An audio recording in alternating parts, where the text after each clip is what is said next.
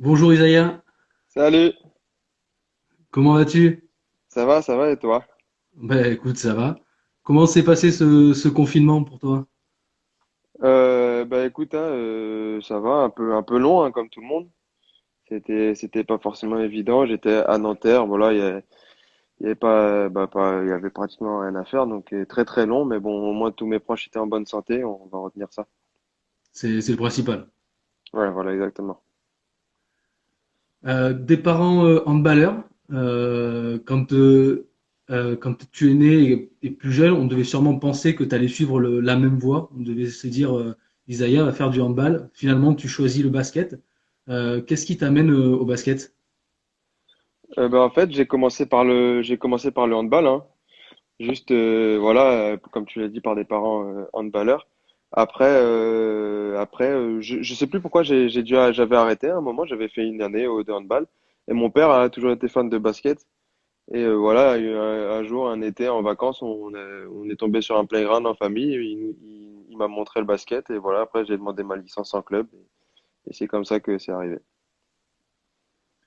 Est-ce que dans ta pratique du sport, que ce soit le hand ou après le basket, est-ce que l'objectif c'était d'en faire ton métier, de devenir professionnel, ou c'est venu que par la suite? Non, en fait, comme mes deux parents ont joué professionnel au handball, et mon père a joué en équipe de France, a fait les JO. Donc en fait, depuis tout petit, j'ai baigné dans le sport professionnel. Et d'aussi loin que je me souvienne, j'ai toujours voulu en faire voilà, mon métier et vivre de ça. Donc t'es passé par des clubs un peu plus locaux, Vence, je citerai pas tout, mais et puis tu as pu rejoindre la Martinique où tu as pu intégrer un pôle espoir, si c'est bien Mm. ça. Ouais, c'est Quel ça. souvenir tu as du basket qu'on pratique en Martinique, peut-être peut-être une expérience différente qu'en France? Ouais, après voilà, on est arrivé en Martinique par le biais de mon père. Moi, j'ai des origines martiniquaises, donc voilà, il voulait nous faire connaître la famille là-bas et il a eu une offre d'emploi pour devenir justement lui l'entraîneur du pôle Espoir Handball.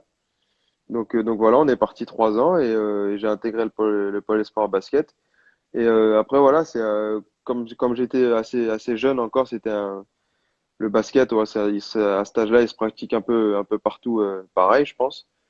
Mais voilà, c'était surtout des physiques un peu plus, voilà, un peu plus en avance, des physiques un peu plus développées par rapport à ce que j'avais pu voir en France, de mon âge en tout cas. Mais après, voilà, j'ai eu la chance, j'ai gagné deux championnats de titres de Martinique en Benjamin. Donc voilà, c'était assez cool. D'ailleurs, j'ai une petite dédicace à l'AS Black Star du Saint-Esprit. Voilà, c'était mon club là-bas et ça fait toujours plaisir, toujours des bons souvenirs. Donc, t'es resté combien de temps en Martinique? 2 ans, un peu 3 ans, plus? 3 ans? de 2006 à 2009. Et après, de retour dans le sud de la France, du côté Ouais, d'Antibes, également, où tu intègres un pôle espoir. ouais, ouais. En fait, j'ai une année où voilà de transition de retour en métropole, comme on dit, où je joue dans un club régional à Saint-Laurent-du-Var. Et après, j'intègre le pôle espoir. C'est là que pour la première fois que je rejoins Antibes. Donc voilà. Mais pour comparaison, quand je suis revenu en métropole, c'est vrai que j'ai pris une petite claque un peu parce que le niveau était bien plus élevé qu'en Martinique. Donc il a fallu que je me réadapte et voilà, ça a été. C'est pour ça que je parle d'une année de transition un peu, c'est parce que j'ai dû me réadapter au niveau qui était supérieur en France. Du coup, tu as travaillé davantage pour te remettre à ce rythme-là, au niveau qu'il y avait en France. Ouais, ouais. Et puis comme j'ai dit, comme j'ai eu la chance de toujours avoir il y a mon père, tu vois, qui a toujours été présent pour moi. Et voilà, j'ai toujours dit que c'était en quelque sorte mon premier coach. Et voilà, il m'a toujours poussé. C'est vrai que à ce moment-là, en tant que jeune, pour redresser la barre, eh ben, ça aide forcément. Ben, du coup, tu parles de ton père. Dans quel domaine son expérience t'a le plus aidé tout au long de ta carrière?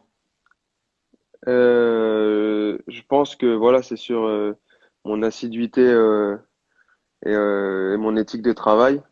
Et voilà, c'est lui qui me l'a enseigné, c'est lui qui me l'a inculqué. Et puis voilà, sur l'aspect mental aussi, il m'a vachement endurci parce que c'était pas tous les jours facile hein, à la maison. Voilà, c'est quelqu'un qui a toujours, qui voilà, même si je faisais des super matchs, et ben il allait toujours retenir le négatif, mais pour justement me pousser toujours à aller plus haut et à jamais être satisfait. Donc voilà, quand t'es petit, c'est peut-être pas facile, mais avec le recul aujourd'hui, je suis forcément reconnaissant parce que ça m'a servi et ça m'a servi énormément. Premier contrat pro, direction Évreux. Est-ce que tu te souviens de ce moment-là, quand on t'appelle ou qu'on te propose ce contrat? Ouais, en fait, j'étais en équipe de France U18 quand les négociations elles ont commencé. Et voilà, c'est vrai qu'après ma dernière année cadet où j'avais pu jouer en espoir, j'estimais que j'étais prêt voilà, à jouer et à me confronter au niveau pro. Et en fait, voilà, c'était vraiment un objectif de cet été, de cet été-là. Voilà, j'étais pas surpris, mais j'étais vraiment, voilà, j'étais très excité afin de montrer que je pouvais jouer et commencer ma carrière professionnelle. Une saison entachée par des blessures, il me semble. Ouais, un problème Ouais, au genou, c'est ça. ouais, Mais, ouais, c'est mais finalement, qui enchaîne sur une autre saison à Denain qui est totalement réussie. ouais, je veux dire, en fait, je suis arrivé un peu esquinté du championnat d'Europe. Et c'est vrai que sur la durée, mes genoux, ils avaient pas forcément tenu. Et voilà, donc c'était assez mitigé. Et sur la deuxième saison, je voulais montrer que voilà, je voulais montrer mon vrai visage et savoir et montrer ce que j'étais capable de faire en Pro B. Et voilà, j'ai eu la chance d'avoir le projet de Denain qui voilà qui était très bien pour mon développement individuel. Et voilà, c'est comme ça que c'est passé. Et si je me trompe pas, c'est après cette saison à Denain où tu es drafté par Atlanta. Ouais, voilà, exactement, Comment exactement. ça se passe, comment ça s'est passé du coup? Parce que c'est joueur de Pro B. Alors à ce moment-là, tu as aussi le trophée du joueur qui a le plus évolué dans le championnat. Mais comment on arrive à être drafté alors qu'on joue en Pro B? Bah en fait, c'est suite au championnat d'Europe U18, les scouts NBA, ils ont commencé à s'intéresser à moi et depuis Évreux, en fait, ça a commencé où ils venaient me voir jouer, ils venaient me voir à l'entraînement et pendant les matchs. Donc voilà, la deuxième année avec Denain, c'est un peu amplifié où il y en avait de plus en plus souvent. Et voilà, en fait, j'avais surtout à la suite de ma première année en Pro B à Évreux, j'avais le choix soit aller en Pro A, soit rester en Pro B. Et c'est vrai que de ce qui ressortait, le plus important par rapport voilà, à la draft, c'était que je sois sur le terrain pour qu'on puisse m'évaluer. Donc voilà, la meilleure option, c'était de signer de rester en Pro B et donc de signer à Denain. Et au moins, j'avais beaucoup de temps de jeu et ils ont pu voilà, me voir et voir de ce dont j'étais capable. Et voilà, après voilà, j'ai tenté ma chance, j'avais une certaine cote, donc voilà, après c'est ça qui a abouti à la draft. Mais c'est vrai que quand on regarde ton parcours, tout va très vite. On a l'impression que les étapes se sont enchaînées successivement, même s'il y a eu quelques pépins et on reverra après par la suite aussi. Tu as réussi à les surmonter pour pouvoir en arriver jusque-là. Et comment, euh, comment on arrive à se relever justement des petits aléas qu'il peut y avoir, des petits soucis de santé, peut-être des saisons blanches comme tu as pu faire les frais quand tu t'es fait opérer des genoux. Comment on surmonte ce moment-là? Je pense que c'est déjà premièrement, je pense que c'est très important d'avoir un bon environnement autour de soi, familial, voilà, amical, tout, et puis des conseillers, etc. Je pense que c'est très important d'avoir un environnement sain pour pouvoir prendre les bonnes décisions et pour avoir et puis voilà, pour avoir du soutien et tout ce qui s'ensuit. Et puis après, voilà, il faut avoir son objectif en tête et pas le lâcher, quoi. Et tu sais où tu vas, tu as une direction et tu fais tout pour atteindre cet objectif. Donc voilà, moi c'est comme ça que c'est comme ça que j'ai réussi en tout cas à faire front. C'est voilà, j'avais ma ligne directrice, je savais où je voulais aller. Donc voilà, c'est quand surtout par rapport à mon année blanche, c'est un long combat contre soi-même. Voilà, c'est vraiment c'est très long. C'est beaucoup de patience. C'est très monotone aussi la rééducation. Voilà, on se lève, on fait les choses, on fait les mêmes choses tous les jours. Donc voilà, ce qui m'a aidé vraiment, c'est d'avoir mon objectif en tête, ma ligne de conduite et voilà tout et le soutien de mes proches et de mes conseillers. Est-ce que pendant cette période-là, tu as appréhendé le retour sur les terrains, sur le niveau Ben pro? en fait j'ai pas vraiment appréhendé parce que c'était pas un coup du sort en fait ma blessure, c'est pas comme si je suis sur le terrain, je me fais les croisés par exemple, je prends un exemple, mais c'était vraiment une décision réfléchie. Et je savais que en gros, j'avais pris cette décision parce que pour moi, si je voulais atteindre mes objectifs de carrière et voilà, de pouvoir jouer au plus haut niveau possible, et ben, je devais être en pleine possession de mes moyens. Donc, je savais que je pouvais revenir que plus fort en fait parce que voilà, j'allais retrouver des qualités athlétiques, etc. que j'avais dans mes années cadets et que j'avais pas pu avoir depuis mes débuts en pro. Donc en fait, j'étais plus excité de montrer mon vrai visage et voilà ce dont j'étais vraiment capable par rapport parce que ce qui est drôle, c'est que depuis que j'ai commencé professionnel avec mes problèmes de genoux, et c'est vrai que à part les personnes qui m'avaient vu jouer en cadet, il n'y en avait pas énormément qui étaient au courant de mes qualités athlétiques. Et ça, c'est vrai que ça a été un énorme plus quand je suis revenu sur le terrain de retrouver ça et c'est ce qui m'a permis de passer un nouveau cap, quoi. De te réhabituer à jouer, du coup, parce que bon, il y a eu toute cette période de rééducation, de remise en route. Après, revenir avec une équipe, ça t'a pris beaucoup de temps de retrouver cet élément et cette Ouais, cohésion. c'est plus ça je pense que ça m'avait vraiment manqué, comme tu dis, la cohésion d'équipe, l'esprit d'équipe, être tous les jours avec ses coéquipiers. Donc ça m'a fait du bien de retrouver ça. Rien que d'être sur un banc et de pouvoir partager, voilà, avec les coéquipiers. Mais après, c'est voilà, le rythme des matchs, le rythme de la compétition. Et puis voilà, même rien que le fait par exemple, de s'entraîner à 5 contre 5, au début, mes passes, elles étaient catastrophiques parce que voilà, je me suis entraîné pendant un an et demi tout seul. Et donc, c'est pas forcément la même chose parce que même si on perfectionne son jeu, il n'y a pas d'opposition, il y a pas il y a pas la fatigue et la même vitesse et la même fatigue qui rentrent en compte que quand on joue avec l'opposition.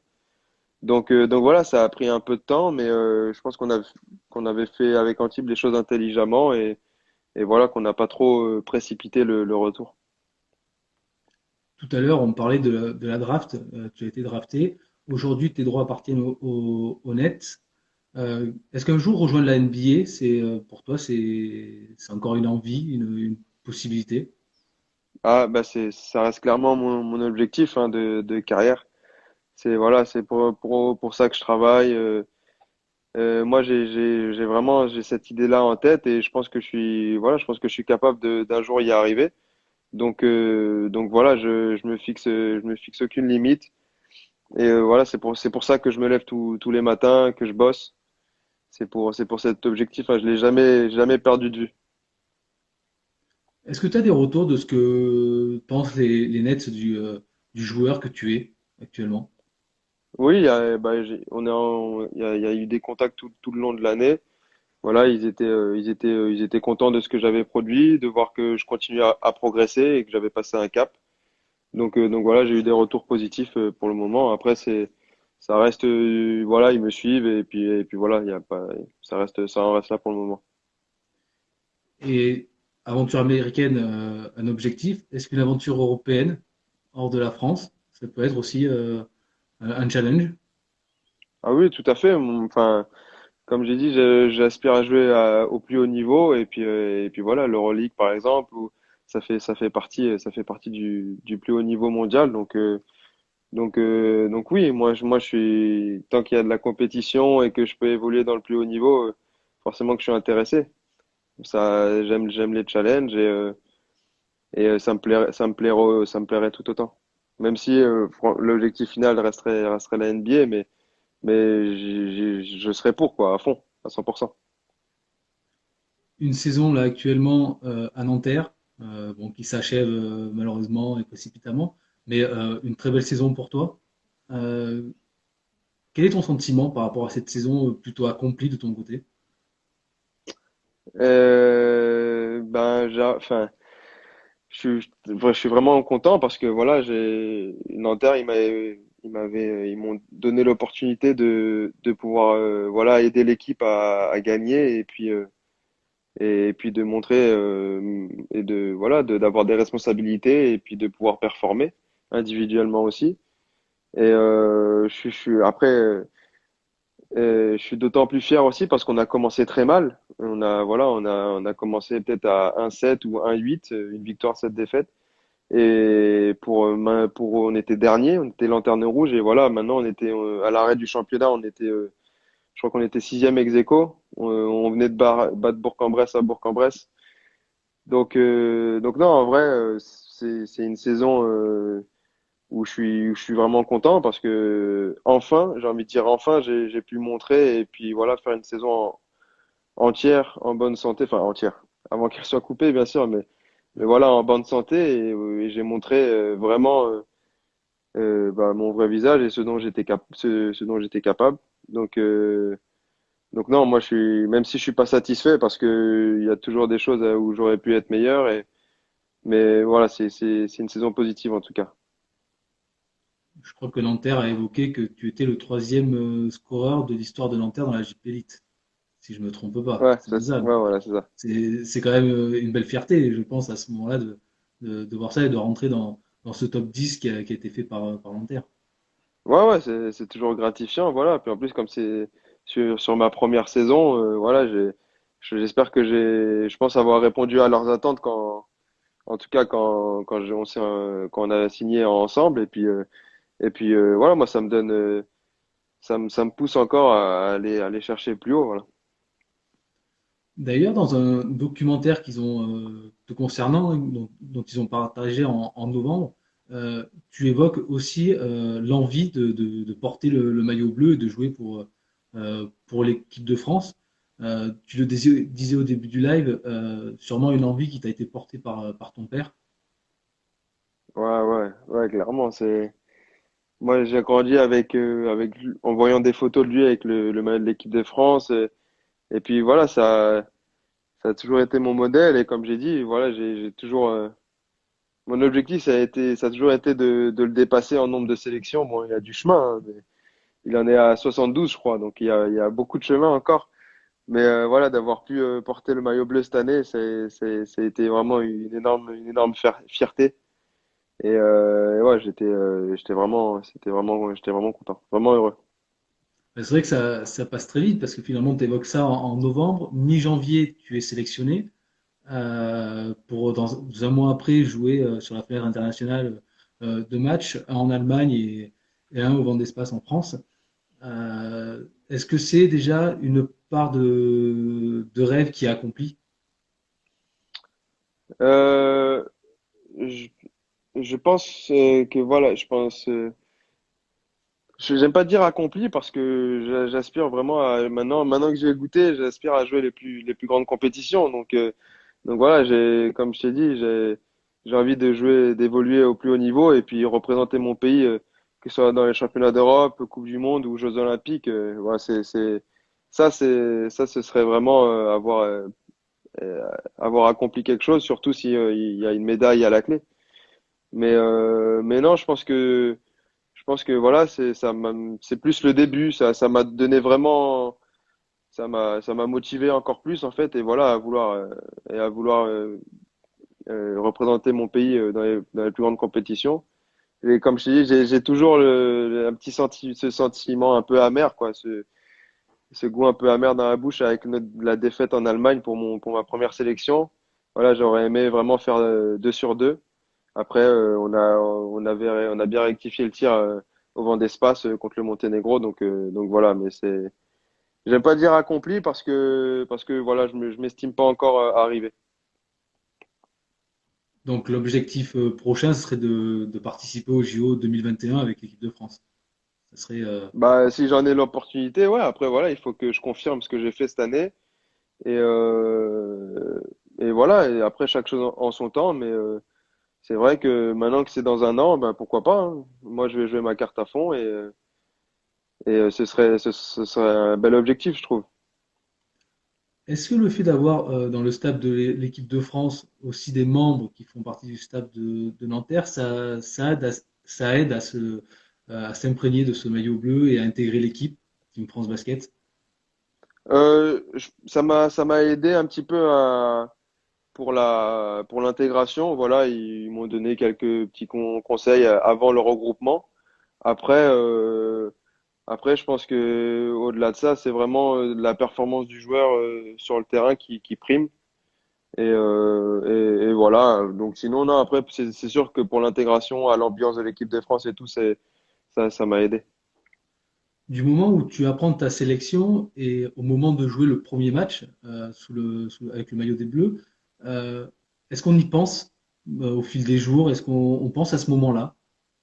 Ou est-ce que tu es arrivé et puis tu te dis, Euh, allez, non, forcément que tu y penses. Ça reste ta première sélection, c'est quelque chose d'unique, tu vois, de représenter son pays. Donc voilà, en fait, c'est vrai que à partir du moment où j'avais appris ma sélection, c'est vrai que le 21 février, c'était coché, quoi, pour la première sélection contre l'Allemagne. C'est pour ça que je t'ai dit, je suis un peu aigri encore qu'on ait perdu, parce que j'aurais bien aimé remporter ce match-là avec l'équipe. Mais voilà, non, non, t'y penses forcément, et même si tu te dis que t'y penses pas forcément pendant que tu joues, ça reste un peu quand même au fond de toi, inconsciemment. quels sont les objectifs pour la saison à venir? Pour le moment, mes objectifs individuels, on va dire, c'est vraiment de continuer à progresser et voilà, d'apporter à Nanterre. Pour le moment, je suis sous contrat avec Nanterre. Et après, il y a encore tout l'été où il peut se passer des choses, donc je sais pas. Mais en tout cas, à titre individuel, ce serait vraiment de continuer à progresser. J'ai plein d'endroits où je peux progresser encore et je sais que je peux faire encore de meilleures saisons que celles que j'ai fait enfin, cette saison. Donc voilà, il y a un gros travail qui m'attend cet été. Avec la décision qu'a pris la Ligue tout à l'heure de définir une saison blanche, est-ce que Nanterre devrait jouer une Coupe d'Europe la saison prochaine? Ou, Bah, on est dans le top 8 et puis je pense qu'au ranking, en plus, soit avec leur histoire de ranking, il devrait y avoir accès à une Coupe d'Europe, hein. Moi, je pense que ce serait mérité en plus, parce que enfin, si on compte sur les 3 dernières années, Nanterre a toujours été dans le très haut niveau dans le très haut de panier du championnat de France. Donc, normalement, il devrait y avoir une Coupe d'Europe, hein, il n'y a pas de souci. du coup, j'ai perdu le fil. J'avais une question T'inquiète, qui m'est venue entre-temps et j'ai perdu le t'inquiète fil. pas. Mais bon, c'est pas grave. Si tu devais trouver un événement dans ta vie professionnelle qui t'a le plus marqué, ça serait lequel? Je te dirais qui m'a le plus marqué. Bah, il y a ma première sélection en équipe de France, forcément. Mais je pense que c'est la deuxième qui m'a le plus marqué parce que c'est sur le sol français. Et voilà, de jouer à domicile avec tous les drapeaux dans les tribunes, etc. Ça, c'était vraiment une expérience, c'était incroyable. Plus la draft, forcément.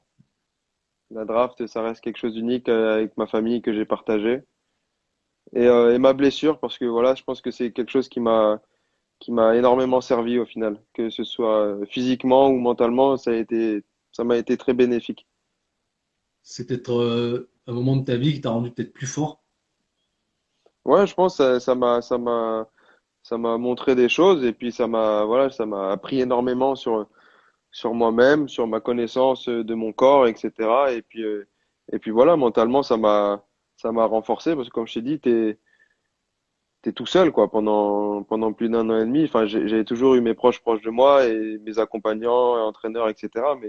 Mais au final, tu te lèves le matin pour toi et toi tout seul. Donc ça m'a énormément appris cette année-là. Est-ce que tu aurais un message à passer aux supporters de Nanterre? Donc, on y est, on a quelques-uns qui regardent le live. Bah écoutez, j'ai été vraiment très agréablement surpris de l'ambiance dans la salle. Je pense que c'est voilà, la meilleure salle dans laquelle j'ai pu évoluer, enfin jouer sous les couleurs de cette salle. Et puis l'ambiance, ça m'a vraiment marqué. C'était vraiment au top. Changeais rien. Moi, j'ai kiffé. Donc voilà, toujours cette énergie. J'ai kiffé. Au niveau ambiance, est-ce que l'ambiance aussi autour de cette équipe de France que tu as pu vivre au mois de février t'a impressionné? Parce qu'il y avait quand même un vrai engouement au vent d'espace. Comment tu l'as vécu? Bah moi, j'étais un peu pendant le match, j'essayais vraiment de me concentrer. J'étais vraiment concentré dans la bulle de l'équipe. Voilà, on était tous ensemble. On savait qu'il fallait absolument pas perdre ce match. Et donc, on était très concentrés. Mais c'est vrai que on a été porté par le public et c'est surtout l'après où voilà, il y a la victoire et tout le monde sourit, tout le monde est content. Et c'était vraiment, voilà, j'avais les étoiles dans plein les yeux, comme je t'ai dit. Le fait de réaliser que j'avais joué ce match devant les supporters français et représenter le pays, tout ça, c'était vraiment, ouais, ça m'a fait quelque chose. Ouais. C'était vraiment cool. Je te propose de finir ce petit live, parce qu'en plus, je sais qu'au niveau timing, tu es un petit peu pressé, par un Fast and Curious. Vas-y, pas de Donc, souci. allez, deux petites propositions, et puis on enchaîne le plus rapidement possible. Demain, c'est loin ou demain, tout commence? Oula, les deux sont vrais. Les deux sont vrais. Euh, J'irai plus demain, c'est loin, parce que comme ça, tu te concentres sur le présent. Barbe ou moustache? Bon. Improvisé ou proche du texte? Euh, Ça dépend pourquoi. Ça dépend pourquoi. Instagram ou Snapchat? Instagram. Pizza ou burger? J'aime les deux, mais burger plus. Claquette ou claquette chaussette? Claquette chaussette. Jamais. Quand tu sors, jamais je sais claquette tout seul, jamais. NBA ou LNB? Euh, NBA, je suis désolé. FIFA 20 ou Fortnite? Alors, faut savoir que j'étais un joueur de Fortnite jusqu'à il y a 4 mois, sauf que vas-y, j'étais trop nul, donc FIFA 20 fort. FIFA 20 fort. Et pour terminer, Game of Thrones ou Dragon Ball? Dragon Ball, je kiffe Game of Thrones, mais Dragon Ball, c'est au-dessus. Dragon Ball, c'est au-dessus. Dragon Ball, c'est le. Tu peux pas toucher. Merci beaucoup, Isaiah. Juste, je vais reprendre la question de Léo Bois pour finir. Qui est ton joueur préféré en NBA? Alors, bah, j'en ai plus en fait maintenant. Mon joueur préféré, mon idole de petit, ça a été Allen Iverson. Après voilà, quand j'ai grandi, c'était plus Carmelo Anthony à Denver et aux Knicks.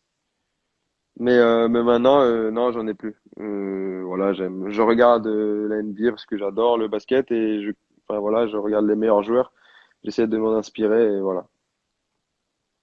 Merci beaucoup, Isaiah, pour ce moment accordé pour ce live.